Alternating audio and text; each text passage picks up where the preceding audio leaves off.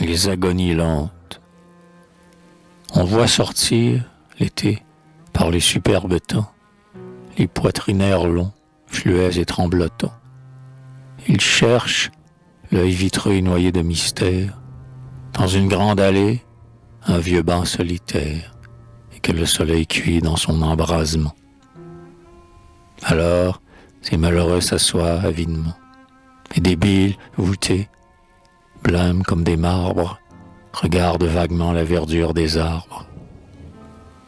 Parfois des promeneurs aux regards effrontés lorgnent ces parias par le mal hébété, et jamais la pitié, tant que l'examen dure, n'apparaît sur leur face aussi sotte que dure.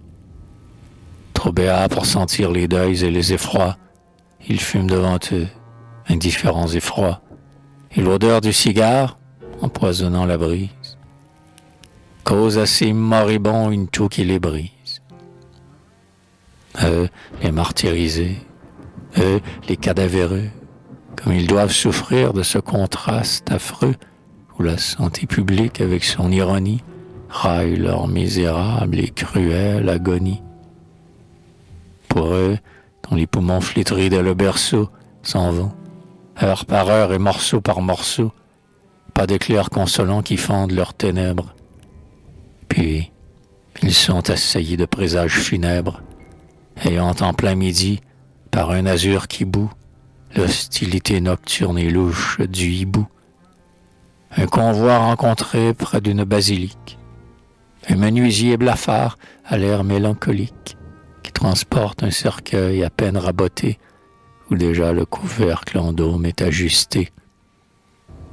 Un lugubre flâneur que l'âgerie décasse, qui se parle à lui-même entraînant sa carcasse, et qui répond peut-être à quelques vieux remords.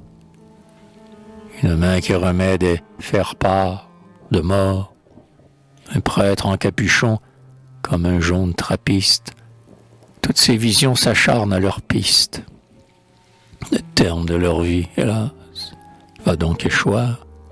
Ils le savent. Celui qui scrute leur crachoir en a trop laissé voir sur sa figure fausse pour qu'ils ne songent pas qu'on va creuser leur fosse. Ah, j'en ai rencontré plus d'un par les chemins qui cachait à moitié sa tête dans ses mains devant de corbillards gagnant le cimetière. Et j'ai senti pleurer mon âme tout entière. À quel frissonnement, à quelle intense horreur sont voués ces vivants écrasés de terreur quand ils rentrent le soir au déclin de l'automne, dans leur alcôve tiède, ancienne et monotone, en proie à la plus sombre hallucination, dans un morbide élan d'imagination, sous un mal qui les mine et qui les exténue. Osent-ils supposer que leur fin est venue pour assister d'avance à leur enterrement? Voit-il les invités entrer sinistrement dans la chambre où leur bière étroite et mal vissée souffle la puanteur infecte et condensée? Entendent-ils causer les croque-morts tout bas?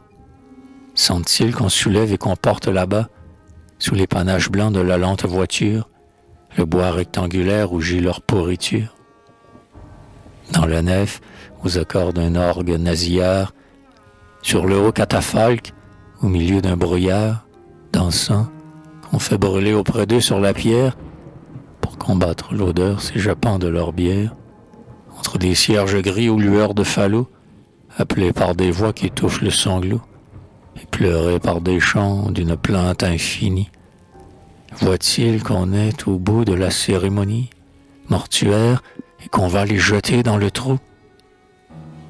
L'entrée au cimetière, un sol visqueux et mou, les enterreurs au bord de la fosse qui s'offre, le brusque nœud coulant qu'on passe autour du coffre, qui s'enfourne et descend comme un seau dans un puits.